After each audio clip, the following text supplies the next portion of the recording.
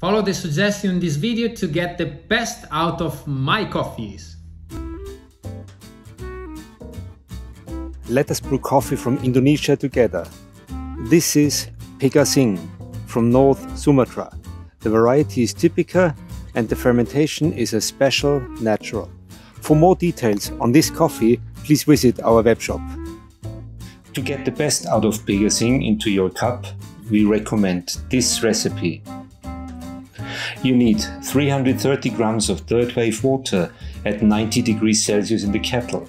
Prepare 20 grams of ground coffee at click 24 of your Comandante. To avoid unwanted flavors, rinse the paper with hot brewing water. This also warms your equipment. Now add the ground coffee and create a little indentation for an even extraction.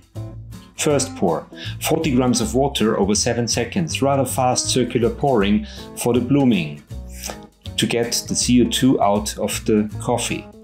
After 20 seconds, the second pour 150 grams over 15 seconds in soft circular pouring to release all the fruity and sweet flavors of Pegasing. After 1 minute, the third and last pour of 130 grams over 10 seconds, active circular pouring, ending with a center pour for a rich and balanced body.